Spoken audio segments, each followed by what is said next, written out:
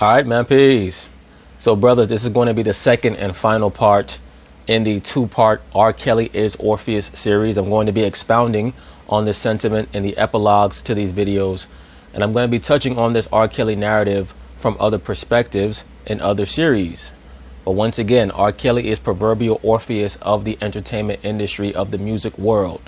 He's viewed as being a musical demigod, a proverbial deity who can entrance everyone. When you read about Orpheus could play the lyre so well, and he could sing so well. For those of you who don't know, a lyre is basically an ancient version of a harp. He could play the lyre so well, and he could sing so well, that he could entrance animals, rocks, and trees. Now, for those of you brothers who read the scriptures, you'll know that when we read pagan mythologies or any type of ancient version of a so-called mythological figure, and they use terms like trees or rocks or beasts of the field, those of us who are familiar with those metaphorical symbolic images, we know that oftentimes the terms rock or stone or trees or beasts of the field, that's analogous to a person, to the other nations. So in other words, Orpheus could entrance all nations. That's because Orpheus was an amalgamation of Nimrod and Cush. As a matter of fact, the name Orpheus literally means the same as the god Bel of Babylon. Now, Bel was Cush. Both the names Orpheus and Bel mean to mix or to confound. Okay?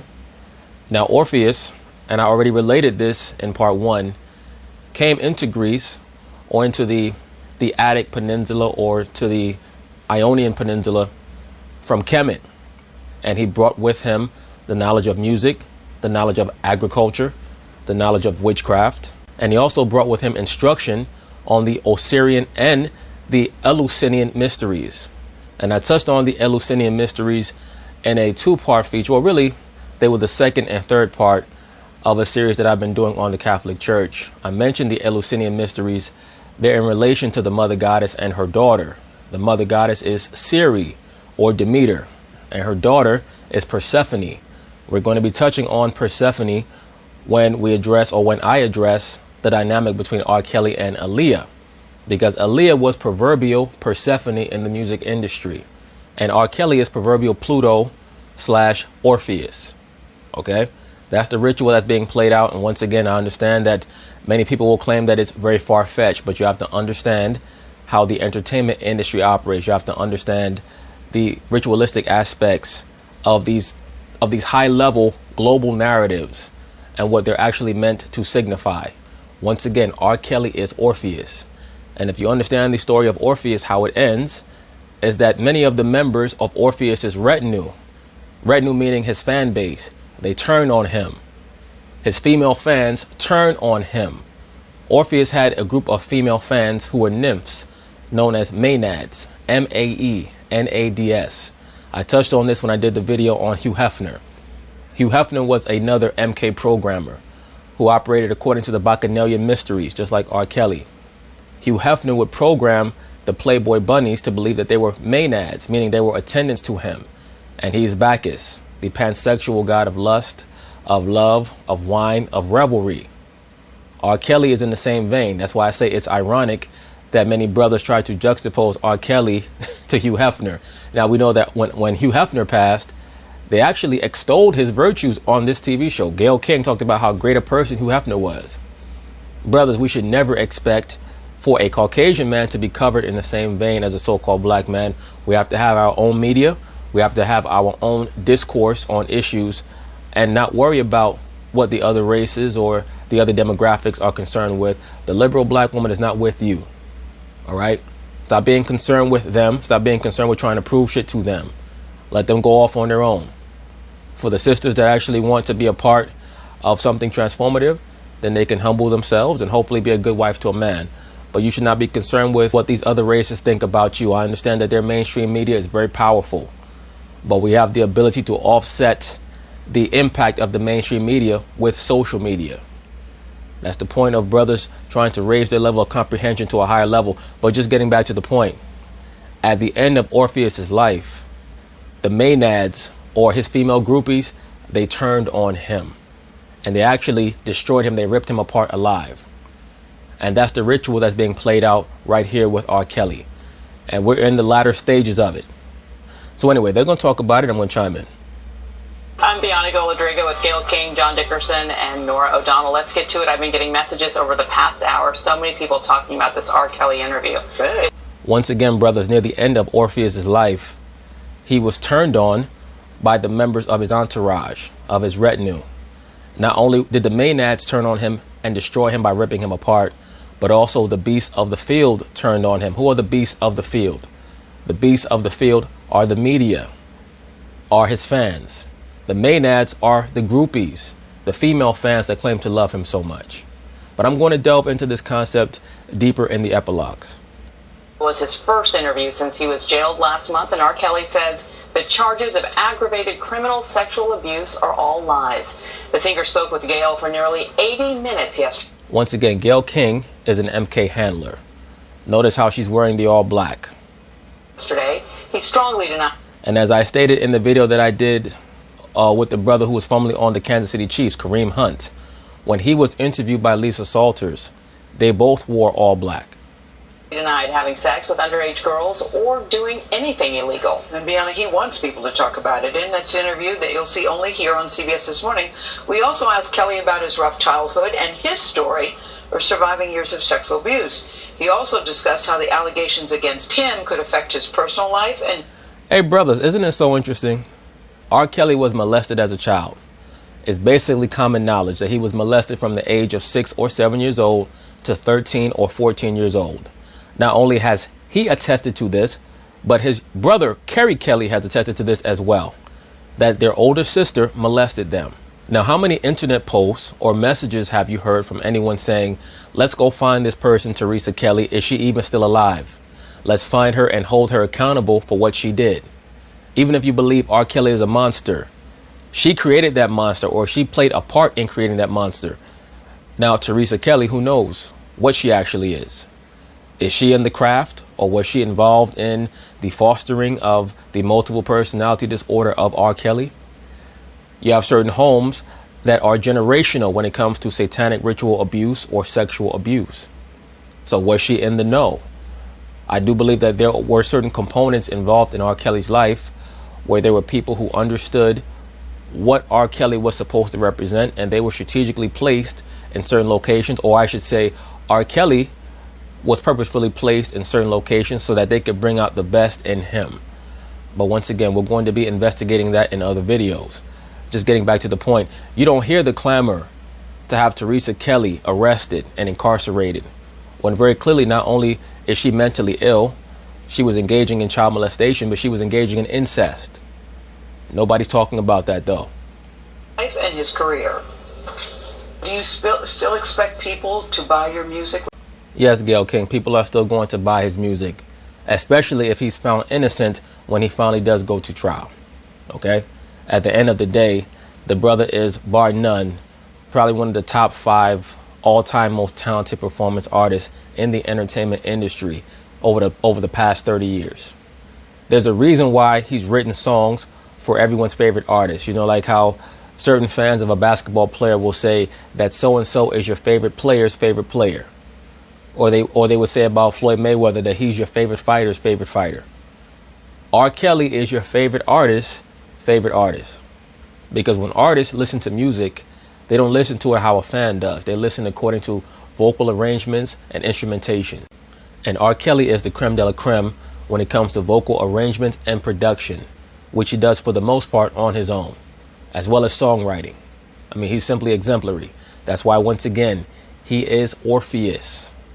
How do you think your music should sit with people? Absolutely, I think they should. Although a lot of them may not, but like I said, I'm really not fighting for my career here. I'm fighting for my rights, and I'm fighting to have a relationship with my kids most of all, more than anything. We get it, brother. You went over that in part 1. You're fighting for your fucking life. We heard you the first time. I want a relationship with my kids because I've missed a lot of years of their life. Well, you know what's very interesting, brothers? We know that this interview is supposed to be about R. Kelly getting grilled for supposedly taking advantage of quote-unquote underage girls, as well as using certain psychological or psychiatric tricks to manipulate the minds of women. as well as quote unquote imprisoning women, abusing them physically, mentally, verbally. We know that that is what this interview is supposed to be about. Multiple times, R. Kelly has tried to inject the sentiment that he's fighting to have the ability to see his kids. Now, is he being sincere when he says that? Or is he using that as some form of red herring to distract people from what this conversation is supposed to be about and make himself the sympathetic figure? It's up to you to figure out. They love me. I love them. And they want a relationship with you. I bet you they do. Yeah. I bet my breath on it. You know, but they're pressured, and I get it. They're pressured, so I get it. But I believe. In other words, their mother is pressuring them to not see him, and their mother is destroying the lives of the children and him. That's why I state, even though R. Kelly knows that what this interview is supposed to be about, he's injecting the other conversation pertaining to the kids. And maybe he's using this as a platform to get out certain information or a message that he feels like he can't get out to his children. Or maybe once again, he's using this as a red herring to make himself a sympathetic figure. I have a hard time believing that in the age of information where everybody has a cell phone, everyone has Facebook and Instagram and Snapchat, that he cannot reach his children if he really wanted to. I have a hard time believing that. Or maybe what he's trying to say is that the mother of his children has alienated his children from him so much that they blocked his phone number. I believe that's going to change in due time. You have daughters. If your daughters called you and said that somebody is doing to them what the allegations are about you, would you be okay with that? Now, that's a normal feminist response. Remember, feminists always try to equate every woman to your mother or to your daughter. That's feminist logic. That's their way of saying that every woman is equivalent to your mother. Now, the first thing that has to be addressed by R. Kelly when it comes to the question that Gayle King asked him is, what are you trying to imply? Are you trying to imply that I'm doing something illegal or immoral? As you know, you're going on trial for this very soon. So just in answering that question, that's another mechanism to try to get R. Kelly to entrap himself. What if another man was doing this to your daughter? Well, according to him, he's not doing anything to these women. So what really are you referring to? Let me tell you something. I'll be up in that mother, everything up. I had to bleep myself, but I would Yes. be everything If your daughters up. came to you and said, look, this guy is doing to me what the allegations are against you, Then I would have to arrest myself after I did what I had to do. you've been very candid that you What handcuffs you gonna use to arrest yourself with R. Kelly? The ones in the freak room? you are a sexual abuse survivor yourself. You've talked very candidly. You were molested from the ages of 7 to 13, 14. How do you think that has affected you? It hasn't affected me at all. I mean, Man, knock it off. What it's done is it's created a multiple personality disorder dynamic within your psyche. It's created a sadist aspect to your personality where you want to get revenge back on women for what was done to you. You want to be in control over women because of what was done to you. And then compound that with the fact that once you were injected into the entertainment industry, certain nefarious forces approach you with the understanding that we could teach you how to control and manipulate women using the same tricks that were used on you. And once again, there is no doubt in my mind that R. Kelly is a mind-controlled multiple. Not only is he an MK programmer and handler, he's also an asset. He was raised in the programming. That's why I say, number one, no one's talking about his programmer, that being his sadistic and manipulative and incestuous older sister. He also has set his mother up as a paragon. And I have to wonder, to be quite frank with you, knowing the things that I know about the MK Ultra program, I have to wonder if he set his mother up on a pedestal because she actually was that great woman that he remembers, or was she some type of high-level programmer who he views as a god or a goddess? For example, Joseph Mengele in Nazi Germany, who was able to streamline many of the tactics for mind control that are still used today. Even after he was long gone, many of the assets that he created, even though he tortured them, still viewed him as a father figure, still viewed him as daddy. I mean, it has has affected me in a way, though. Yeah. It affected me in this way. Anything that I've been through, that or any struggles I've had in my past, has affected my music. It has, Has it affected your behavior? Absolutely not. Because Come on, brother. How could your experiences as a child not affect your behavior? Everything that we endure, everything that we experience affects our behavior. Now, the real question is what you experience and what you go through in life, does it affect your decision making to the degree where you know that what you're doing is wrong and you still do it, or you no longer understand that what you're doing is wrong? That's the real question. But whether or not your experiences impact your thought process or even your behavior, that's beyond a shadow of a doubt. I'm gonna tell you something. I know people say, "Oh, well, he was abused. Exactly. Well, that's why he's doing that." No. No, the experts will tell you this. Most people who are abusers have been abused, but not all people that have been abused go out and abuse others. Okay. And so that's why I asked. Oh, Kelly said, okay, well, I'm one of them type dudes. I've never abused nobody unless they wanted it. That's what the experts said. That is what the but they experts didn't say said. all, did they? No, they didn't. No, all right. No. Here I stand. So that's why I'm asking I'm in the you. not all. I'm in the not all. Okay. But they also didn't say when you're R. Kelly, okay, and you're famous and your name is ringing 25 million times a day all over the world, okay, of people trying to get money from you, okay, and they're using your past. They're using the past allegations, the past case that he beat to link it on to that, okay? They're using that. Whenever Robert had one of them long pauses, you know, he said let me be careful what I'm about to say because I might incriminate myself. When you say that you need help, do you think you need to go to therapy? Have you been to therapy? I promise you that Robert Kelly has been going to therapy for his whole life. It's just he's being assisted by the wrong therapist. The entire entertainment industry is filled with therapists. Once again, they're known as MK programmers and MK handlers. Gayle King, you're one of them. Okay? You're one of them. That's why they dispatch you to do the interview in the first place, because your job was to bring out a certain aspect in Robert during the interview and to remain calm, because that's what a handler does. If the handler becomes as exasperated as the subject, then who exactly is the handler and who's the subject? Absolutely. At this point, I'm definitely talking about that. About going. Oh, absolutely. Yeah. You know, it seems like, some could say you might seem out of touch to a lot of people. What do you mean? Well, I mean, your perception of the charges against you. I know it's your side and it's your story, but you have a different perception that most of the world has about you. No, I have a People truth. think People have perception. People have the perception. I have truth. Do you think you're invincible? Well, I'm not sure if Robert has the truth, because I'm not quite sure how he understands things that have transpired and exactly what his mode of right and wrong is. But he is correct that no one on the outside world could possibly have the level of perception that he has, because he actually lived it.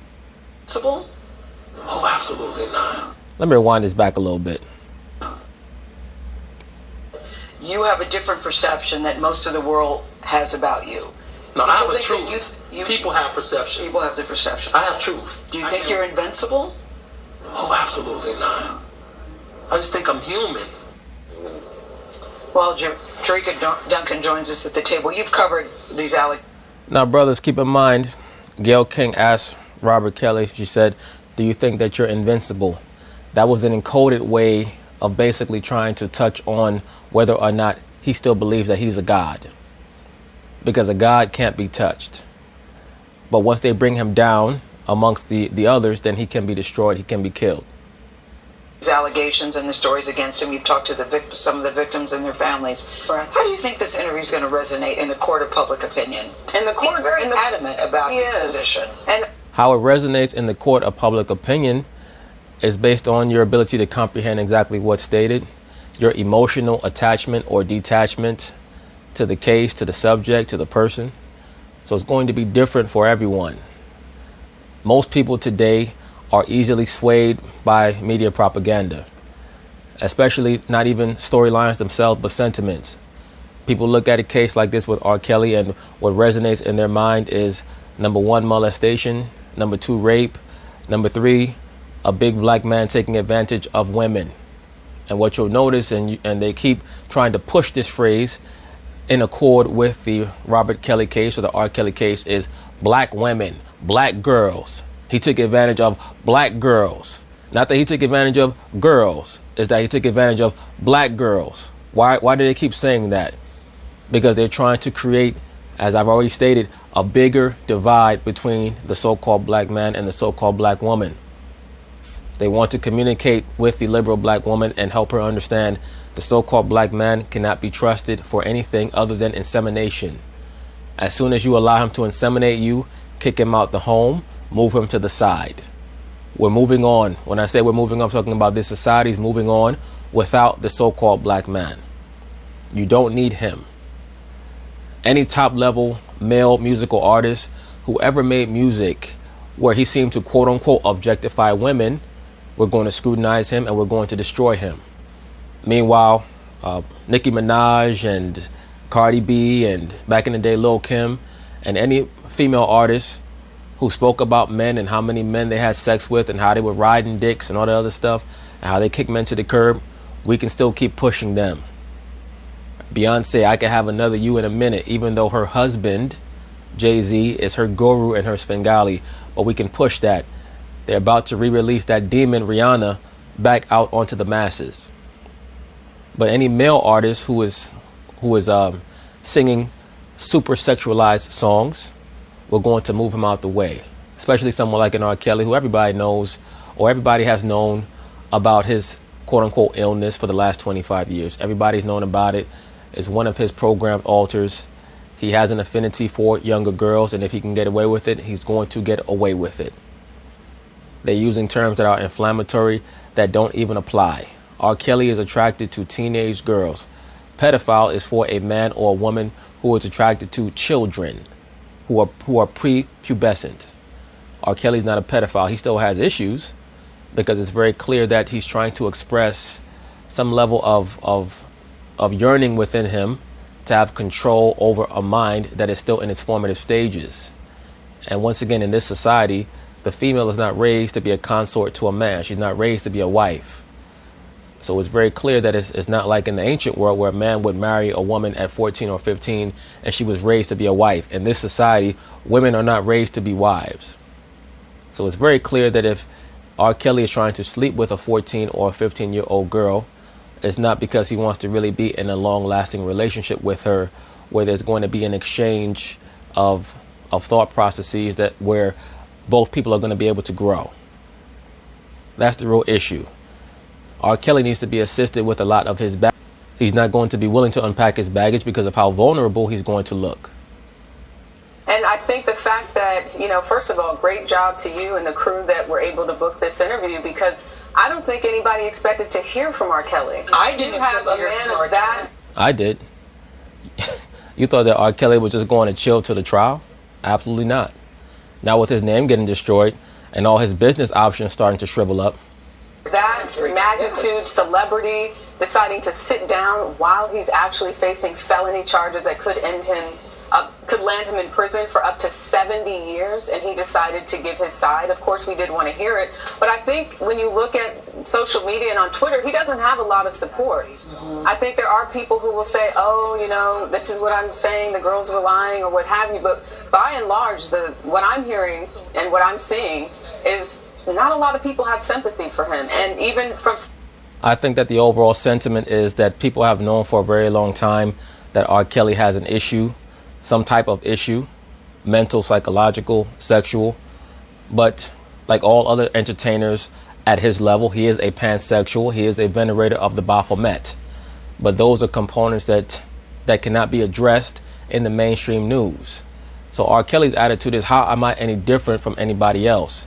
I've seen so-and-so having sex with little boys. I've seen this female entertainer having an orgy with young girls. I've seen this male entertainer having, taking delivery boys into the back room. I've seen this and I've seen that. Why are they bothering me?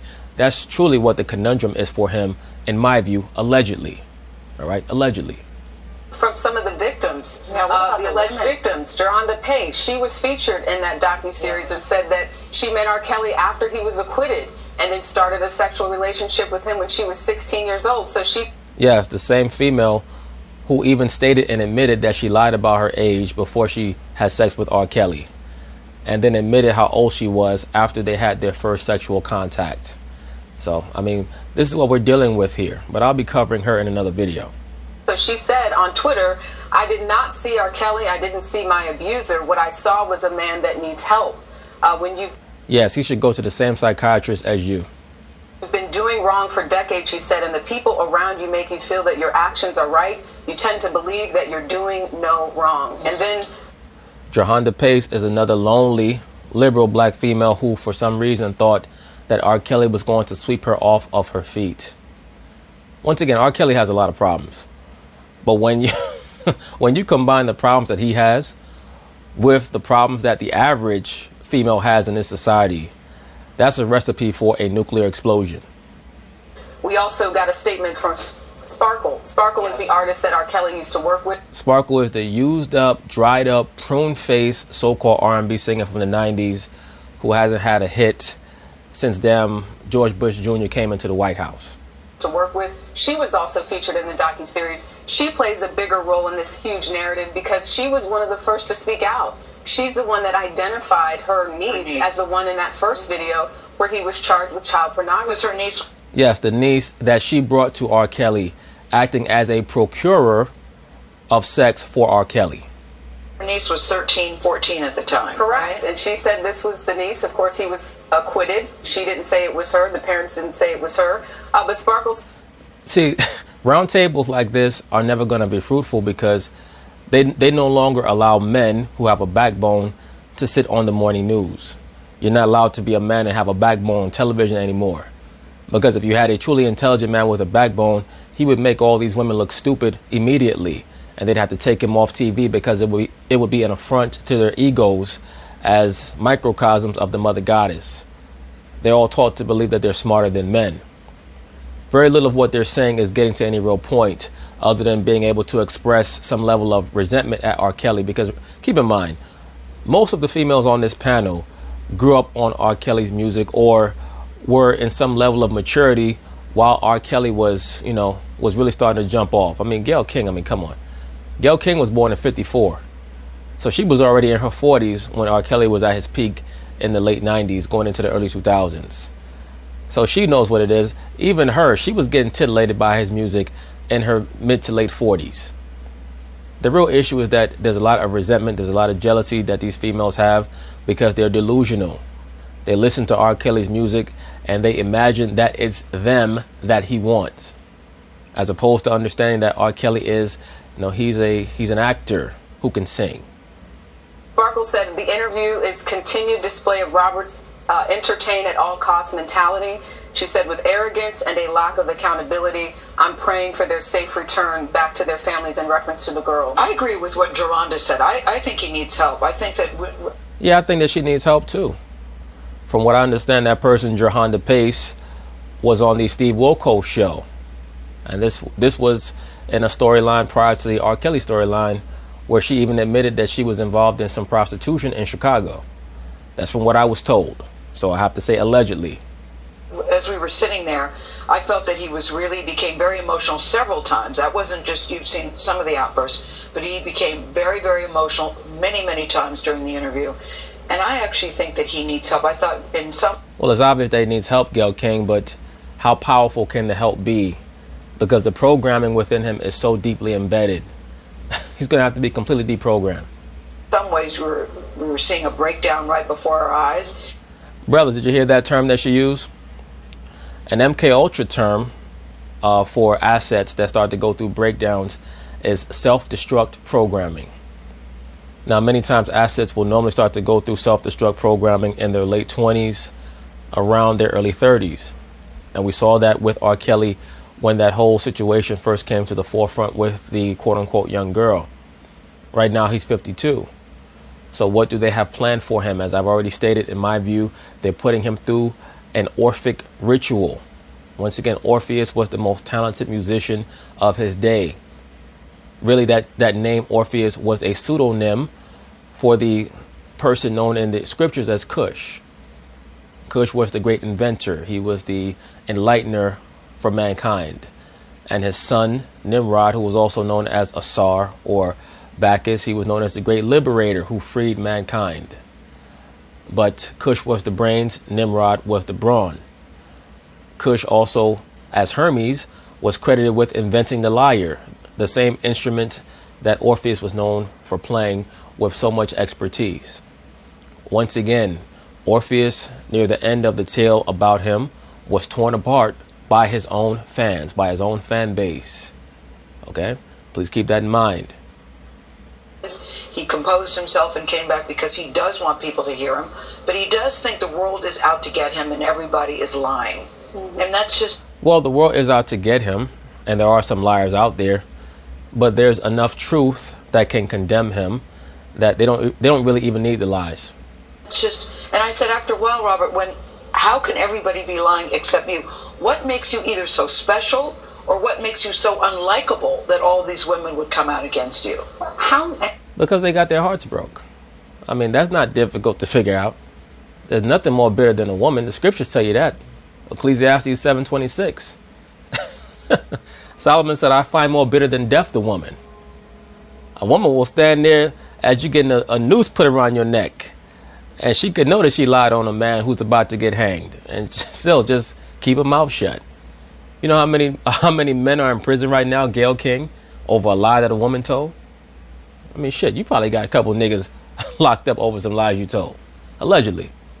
And let's remind everybody just how many women have accused him of abuse and misconduct. Well, there were 7 in that docuseries, but there were about 50 people in total who talked about things that they may have seen, not necessarily abused by him, but there was a young lady who said she claimed she saw him having sex with Aaliyah. Yeah. He didn't talk about that Aaliyah, the artist who...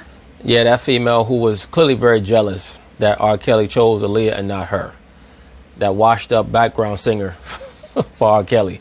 Talk about the door flew open and she saw R. Kelly and Aaliyah having sex. The door flew open or you flew it open?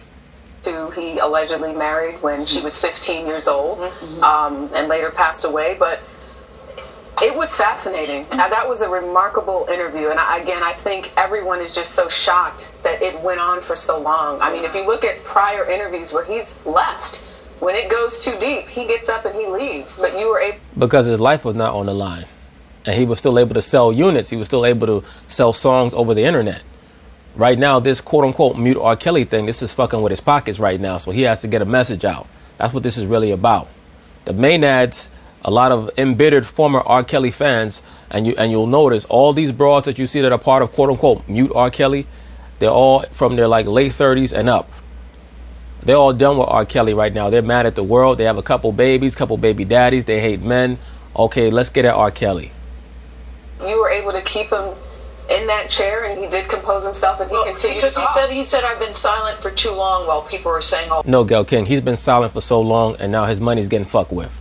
I want people to hear from my own mouth. Right. And in the end, he said, thank you for giving me the platform to say this. We even asked, do you want to take a break? Do you want some tissue? No, leave me alone. Just let me talk. Yeah, he was going through his performance. What the hell you want to go to the bathroom for? And that is what we did. Well, of course, we'll be waiting to see what happens as this goes to trial, potentially, because that is the opinion that matters Exactly. most. It's not just social media. Who will decide whether or not there's enough evidence to... The thing that got to him the most, though, Jerika, was his relationship with his own children. He became most emotional when he kept talking about, I want to see my children. I want to have a relationship with my children. They're clear. Well, brother, I have news for you. In this society, a man can only have relationships with his children if the mother, the government, and the children agree. You are not allowed to impose your will over anybody as a man in this society. Everything moves according to the women and the children and Big Daddy government. That's all it's about.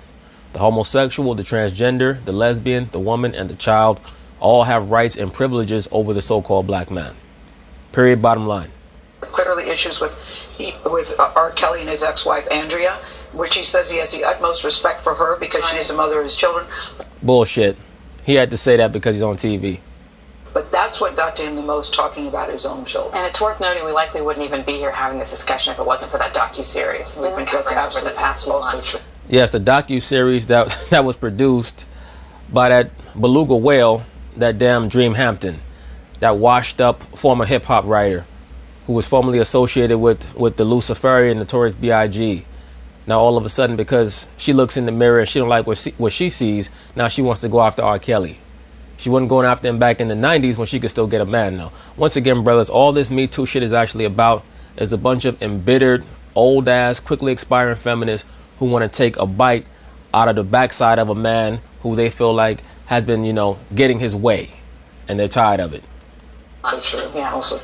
Thank you, Jerika. All right, so now we're going to pick up with the continuation of the R. Kelly interview. And I want you brothers to just pay some very close attention to how the two Caucasian females on the panel here speak to Gayle King. They're trying to lavish her with a lot of congratulatory tones or congratulatory messages and how she, quote unquote, handled R. Kelly. Because they understand that despite a lot of their liberal meanderings on television about race, so on and so forth, what all races basically have in common, and the black woman have in common, is that they view the so-called black man as a child who has to be handled as a child. That's not even addressing the MK Ultra component. But just listen to how they speak to Gayle King in reference to how she handled R. Kelly and how he conducted himself, to be quite frank with you. He conducted himself like a boy and she handled him like a boy. And they liked it because she was able to keep him in place despite the tantrums that he was throwing. Welcome back to CBS This Morning. I know people are now calling me on the phone going, Robert. Guys, I wasn't even aware I was saying that. I was just thinking, you have to be calm in this moment because he is having a moment here. So my thing was just... Once again, brothers, when you lose your composure around a female, they're never going to respect you how you're supposed to be respected as a man. I mean, don't get it twisted. There are moments where you're going to have to put your foot down and let people understand exactly what time it is. But when you flip out like how R. Kelly flipped out and just throw a big tantrum, a lot of the respect is going to go down the drain. All right? That's the bottom line to it. Just sit there quietly, let him know I'm not leaving, and hopefully he'll sit back down in the chair. And he did, and it kept going. Exactly he didn't even flinch. Yeah. No, I wasn't. I really wasn't worried. I just wanted everybody to settle. And that's where we begin today again with... They said, you didn't even flinch in that room with that brute beast. And with R. Kelly, because as you may have heard, he is back in jail. Just 24 hours after his explosive interview aired here on CBS This Morning, court officers in Chicago arrested him yesterday after hearing over unpaid child support bills. Authorities say that Kelly will stay in jail until he comes up with more than $161,000 that he owes his 3 children. Once again, brothers, when you impregnate these women, you better make sure that it's a wife material woman. Okay? Because you become a debt slave to the woman once you impregnate her. That's what you are. You're a debt slave. When the woman says that you need to raise your child, what she really means is that she needs her tribute money.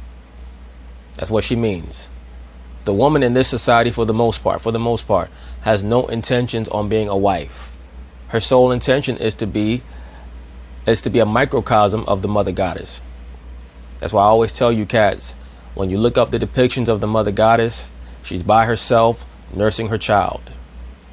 That's what they train subconsciously. That's how they train all the females in the Western world. This morning, in a portion of the interview that you haven't heard, we actually talked to R. Kelly for over 80 minutes. The R&B singer says he has little money left. Your income, it was reported that your income was very high. Hundreds of millions of dollars, we'll say that, because I don't want to get hung up on the semantics. That's one room I wish that was true. R. Kelly's so full of it. He know damn well he has to have tens of millions of dollars in some offshore account somewhere. And yet when you were in jail last week... Look at the hand sign that R. Kelly's making. He's signaling to his Luciferian overlords, what they call quote-unquote Masons, to help him out, and that he's in the know. Last week the bond was $100,000, and they said R. Kelly couldn't even afford to get himself out of jail, that a friend had to come and bail you out of jail. What is your financial situation, if you don't mind saying? Here's the deal. So many people have been stealing my money. People was connected to my account. I went by myself for the first time to Bank of America Didn't know what I was doing. Didn't know what the hell was going on. When did you do that? First time by yourself? About 3 weeks ago to a month.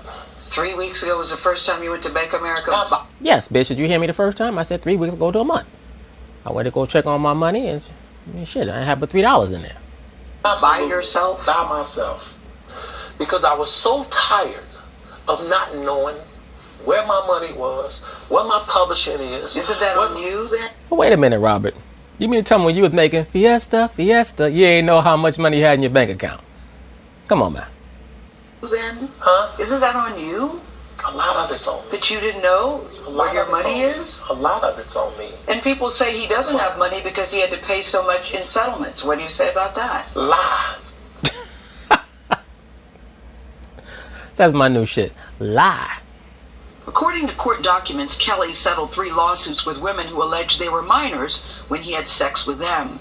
But Kelly says what really cost him is the people who had access to his bank account, something he found out from a bank teller. I had like $350,000 in the bank. And I told her, look, take that.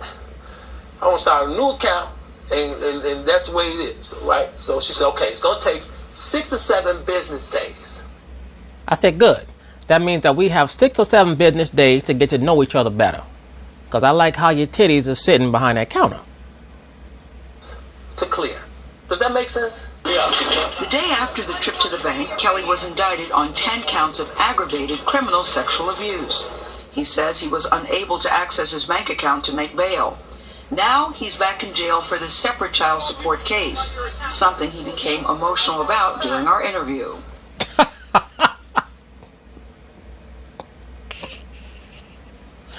Oh, man. This is the part where I say, you know what, this cat really, he deserves an Oscar for this shit. How can I pay child support? How? If my ex-wife is destroying my name. Hey, brothers, don't end up being like this. Now, he might be performing. This might be for real. But there's a lot of cats out there crying just like this over some woman destroying his name and taking all his money. Don't end up like R. Kelly. Look at his brother's face, man. He look like a newborn baby looking for a nipple. He just frustrated as hell. He need a nipple in his mouth. And I can't work. How can I work? How can I get paid? How can I take care of my kids? Who's he gesturing to? I tell you, this is Trapping in the Closet part 74, 75, 76. It was a man. It's how? Your ex-wife... Use your common sense. Your ex-wife says you abused her, Robert. 13 line.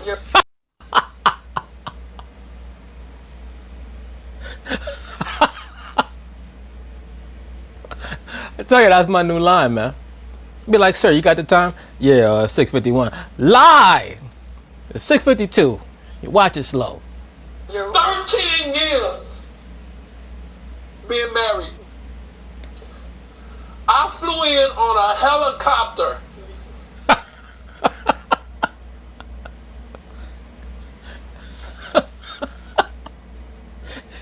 I thought they talking about the case. This nigga talking about he flew in on a helicopter. I flew in on a helicopter. Yes. Yes. Flew in on a helicopter. Bitch! I loved it in you. Somebody get us some tissue. I don't want no tissue. I don't want no damn tissue. I want to see that bitch in court. I'm gonna sue her for that helicopter I paid for. I believe I can fly. Oh, I wish I could fly out of here. Look, man, look. I'm telling y'all. I flew in on a helicopter.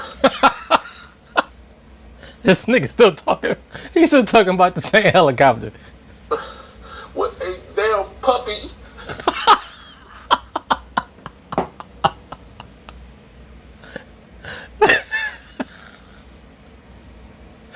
Oh, shit. Hey, brothers, don't I have a series called Should Men Fall in Love? This is what happens when you fall in love, man. You end up 52 years old crying on TV over a damn helicopter and a puppy. Let me rewind this back a little bit. Interview. How can I pay child support? How? With money. If my ex-wife is destroying my name and I can't work, how can I work? How can I get paid? How can I take care of my kids? You better do Ignition Part 3 or some shit. I don't know what to tell you, brother. You better do pt.2.com. How? Your ex-wife. Use your common sense. Your ex-wife says you abused her, Robert. 13 lies. Your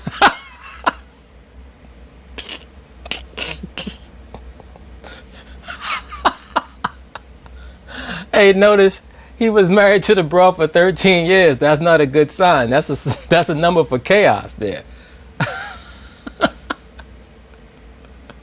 Oh, shit. 13 years being married. I flew in on a helicopter.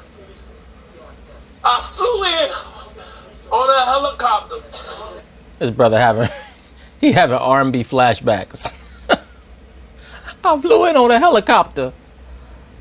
I had rose petals scattered all across the Sears Tower for that bitch.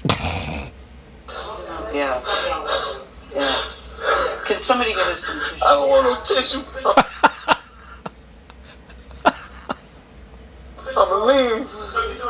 I believe she can lie. Look, man, look. Child support bill to the sky.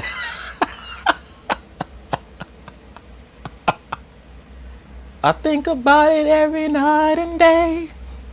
I hate that bitch, wish she'd go away. I believe she can lie. I'm telling y'all, I flew in on a helicopter with a damn puppy. And I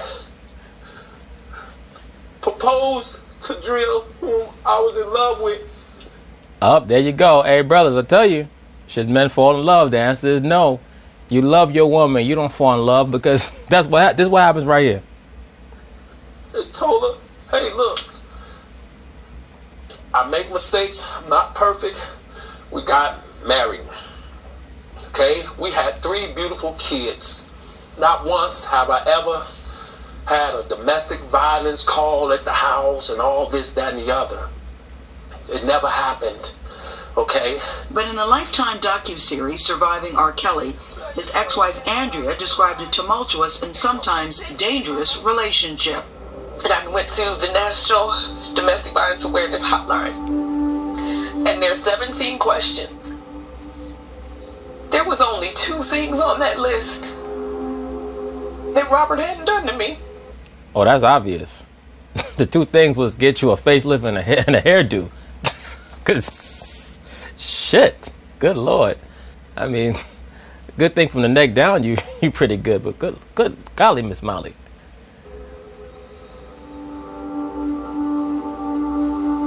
And that's when it became real to me, like, you're being abused. I see what it's really about now. R. Kelly looked at this special, he said, okay, y'all bitches go ahead and cry. I got something for you. Is Andrea not telling the truth when she said she was abused by you? Is she not telling the truth? Absolutely. She's not telling the truth. I love her to death. No, you don't. You mad as hell. I have nothing against her still. Yes, you do. Still. That is my kid's mother. She's making If that up. you Why? notice one thing. Why is she making that up, Robert? Lies. I'm not disrespecting her by saying she's not telling the truth. I'm just being honest. Somebody sent me something on my phone and it said that I hog-tied her. I don't know how to hog-tie people. I'm gonna hog-tie the bitch. I don't even have a 10-foot rope. You need 10-foot rope that's 2 inches in thickness to hog-tie a bitch. I mean, I couldn't do that. I gotta go to Home Depot. I mean, I haven't been to Home Depot in 15 years. How could I be accused of that? What would I hog-tie? My kids is listening to this. Gail King, explain this to me. Why would I hog-tie a broad? How am I going to bend her over and hit it from the back if I hog tie her? That don't make no damn sense. All of this nonsense. And I ain't been spend no time with him. This is real. This is not a lie. What kind of woman would tear down a dad? A liberal woman, bro. He said, what type of woman would tear down a dad? A liberal woman. Also a dude who unfortunately chose to inseminate a liberal woman. Okay? Or a woman who had to live through being around someone with a sadistic alter ego. Who knows? Who's trying to have a relationship with their kids? You know how many kids need a relationship with their father? What is your relationship with your Oh children? my God. What is your relationship with your children? Zero.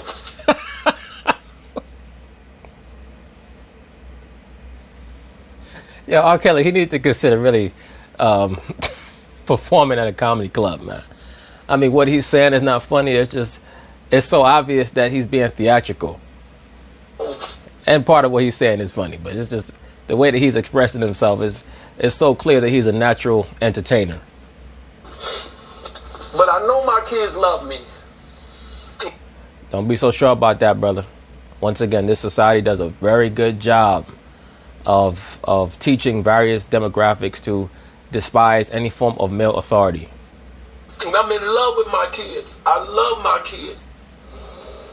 In January, Kelly's oldest child, who is now 20 years old, wrote in an Instagram post that she and her two siblings have not had a relationship with their father for years.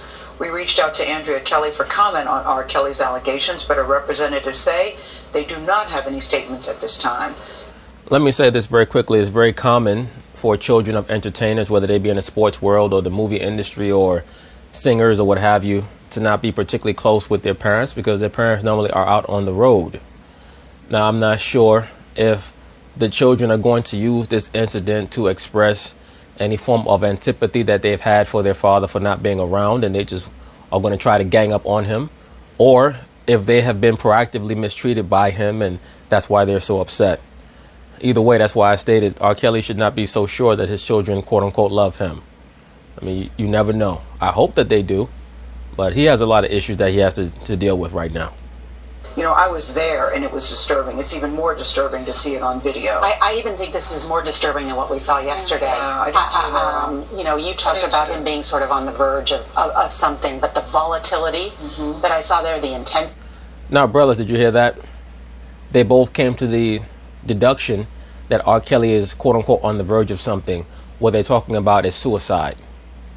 What this society would like is for R. Kelly to commit some type of suicide or make a suicide pact with those girls so that they could use it as a storyline to warn women about being in relationships with men. Okay? And that's how they would like to bring this story to a close. That's why they're bringing so much heat on R. Kelly right now. Once again, he is going through an Orphic ritual. They want to use his own fans to destroy him. Intensity, what looked like lying about his past too. It was disturbing to watch. Yeah, when you contrast what he said about his wife and then what you heard from her in that docu-series, you just can't make sense of it. No. Well, you can make sense of it. Somebody's lying. But that's going to be it for this series, brothers. I'm going to do some epilogues to delve in a little deeper to what I'm saying pertaining to R. Kelly. He is a Luciferian. All right, man. Peace. So, brothers, this is going to be the epilogue for the R. Kelly is Orpheus Volume 2. And I just wanted to get started with the executive producer of the surviving R. Kelly docuseries, that being Miss Dream Hampton. For those of you brothers who go back far enough and listen to hip-hop back in the 1990s, she was a scribe who was following hip-hop even from back then. And as we can see here, she was also a quote-unquote groupie, allegedly, who always found herself trying to chum it up with Jay-Z or the Notorious B.I.G., etc. That's why I always try to accentuate to many of you brothers what the quote-unquote Me Too movement is actually about. What it's actually about is the revenge of the quickly expiring or unattractive females. That's what it is. Because what you'll almost unerringly find about so many of these females is that when they're young and attractive in their 20s, they very rarely are able to make any type of assertions regarding what is going on in this society. That is assuming that they're attractive, because a lot of the conduct of the woman is directly correlated with how she feels about her physical beauty. Once they start to age, all of a sudden they start to quote unquote notice the alleged ills of society.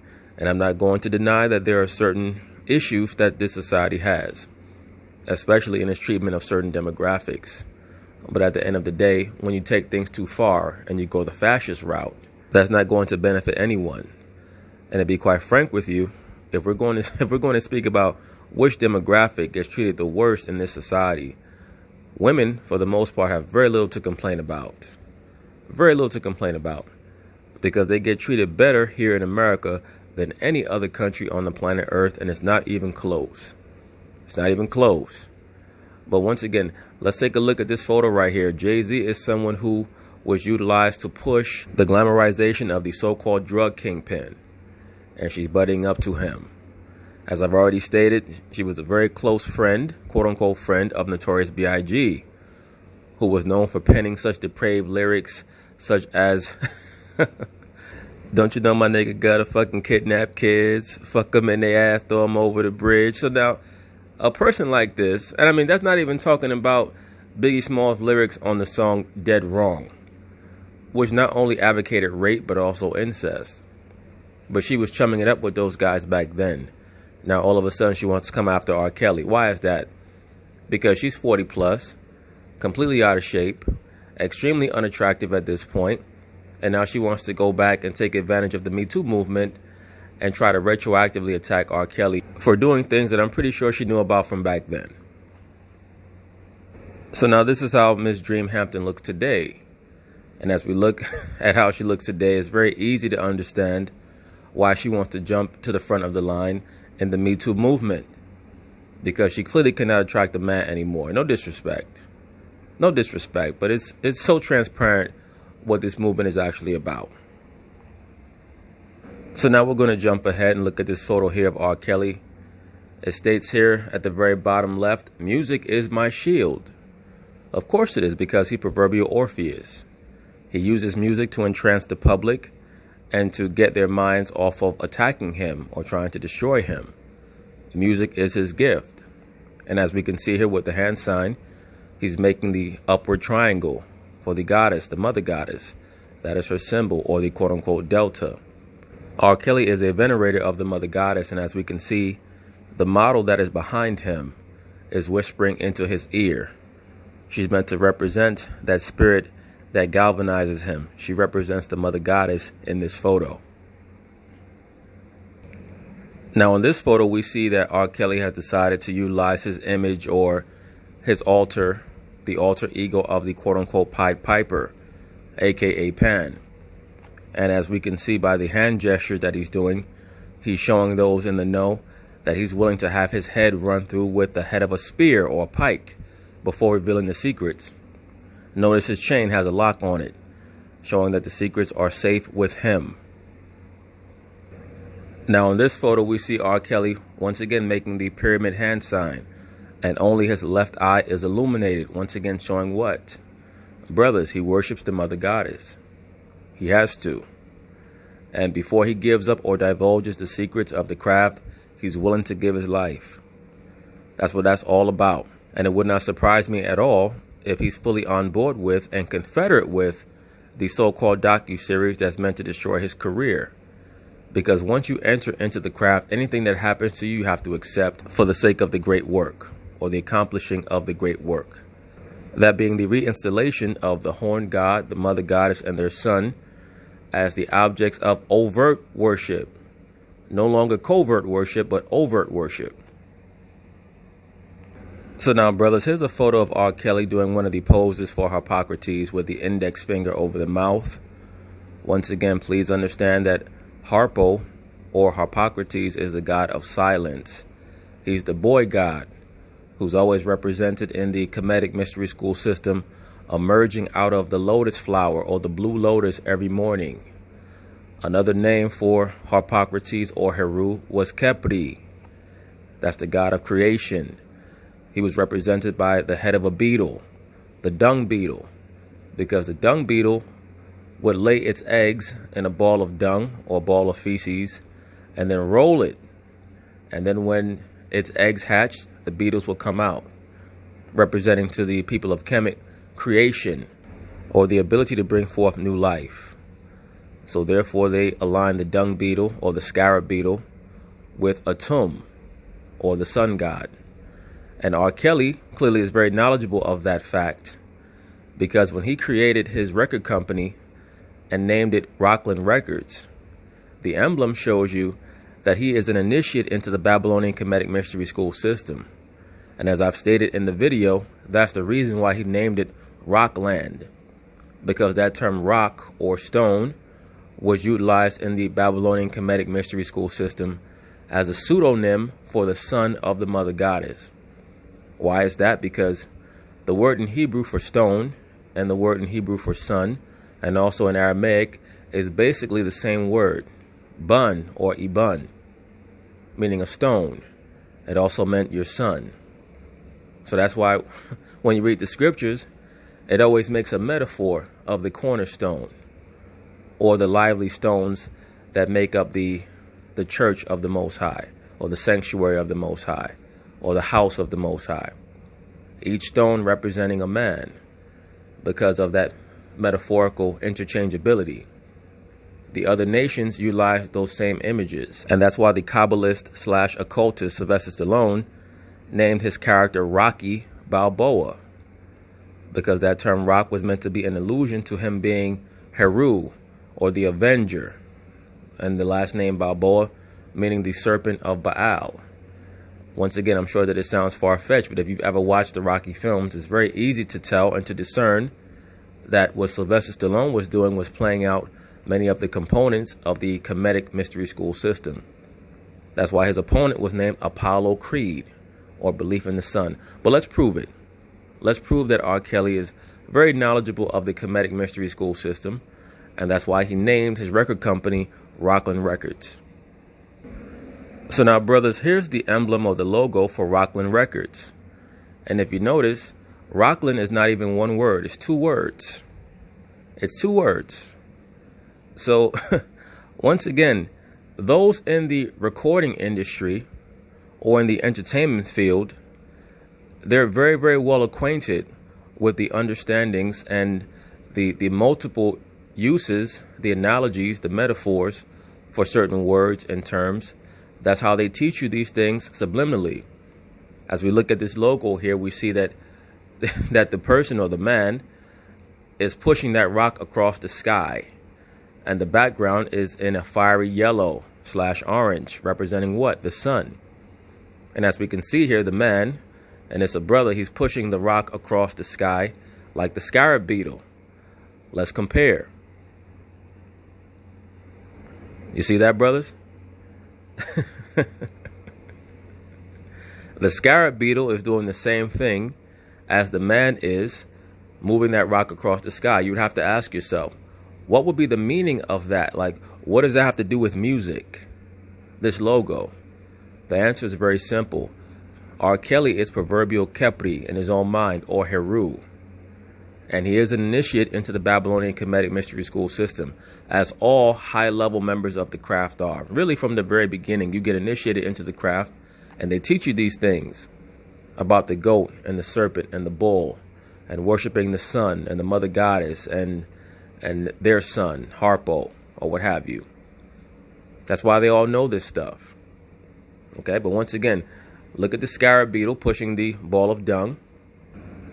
And now look at this logo of this young cat here, I guess representing R. Kelly, pushing the rock, which really is the sun, across the sky. When I say the sun, I mean S-O-N, as well as S-U-N, because remember, the sun, Heru, is also the sun, S-U-N. And when you see that term rock or Rocky, that's a metaphorical way of them teaching you about the sun, Heru. That's why in the ancient world, they would take a rock, or what they called a swaddling stone, and they would cover it in wool, and they would anoint it with oil, because that was meant to be a stand-in for who they deemed to be the sin-bearing child. That's where they get that term bitulos from, spelled B as in boy, A-I-T as in Thomas, U-L-O-S. Or it's also called B-A-E-T-Y-L-U-S. Or I should say it's also spelled B-A-E-T-Y-L-U-S. And we see that manifestation of the worship of the rock or the meteorite or the stone in various religions. Why is that, brothers? Because that rock or that stone is representative of the child of the mother goddess. You understand? Now, brothers, this right here is an example of a baitulos or a baitilus, which once again is meant to be a personification of the son of the mother goddess. For example, for many of you brothers who read the scriptures, in Acts, the 19th chapter and the 35th verse, remember when Paul and many of his followers are striving with the men of the city of Ephesus. They get upset with Paul because they feel like he's going to cut in on the amount of money that they're making selling some of the trinkets that are associated with the goddess Diana. And in the 35th verse, they spaz out and they say, basically, and I'm paraphrasing, which of you men don't know that we here in Ephesus, that we worship the goddess Diana and the image that fell from Jupiter? The image that they're talking about is a meteorite. Okay? That meteorite or that stone is what they set up as a personification of her son. That's what they worship.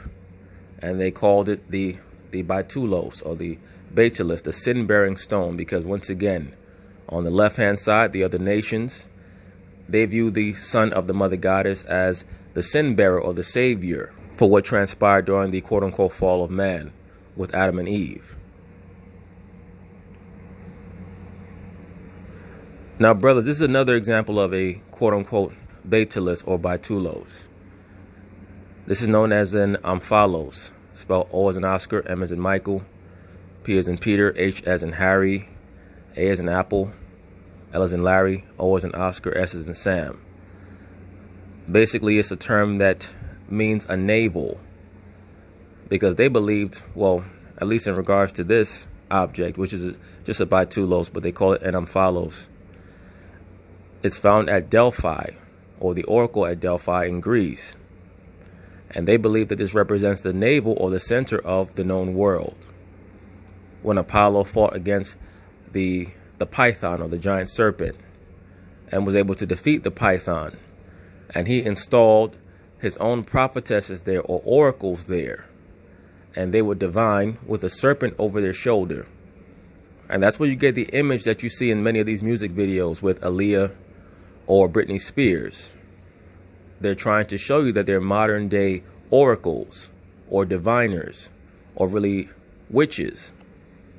Okay? Because the prophetesses of Apollo, they were witches. And it tells you that in Acts the 16th chapter and the 16th verse, where it talks about the damsel that had the spirit of a diviner. When you go into the Greek, the word for diviner is pytho or python. That's where we get the term for a giant snake from today, a python. Because that's what the females there would do, the oracles at Delphi. They would have a giant serpent over their shoulders to show you that they were women of knowledge and of divination. The serpent is a symbol of divination and of knowledge. Okay? Both on the left-hand side and the right-hand side.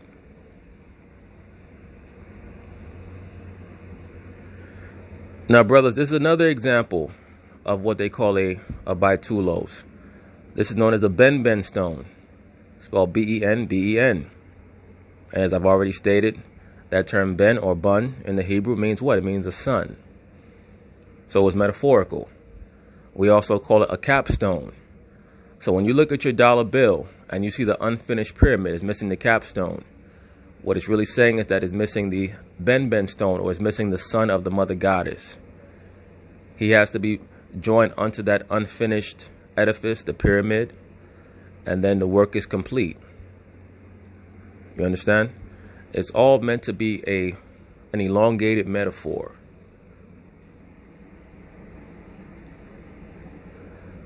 Now, this is another example of a baitulos, what they call the black stone of the Kaaba.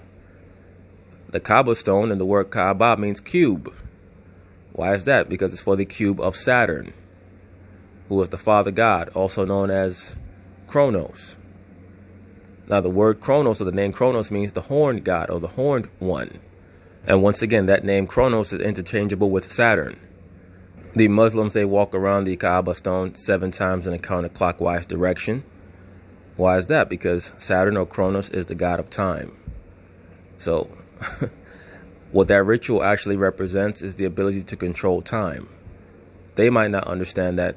For you brothers who've ever seen the first Superman movie with Christopher Reeve, you'll remember that at the very end of the film, when he's trying to avert the destruction of the world, what does he do? Or the destruction of Lois Lane, really.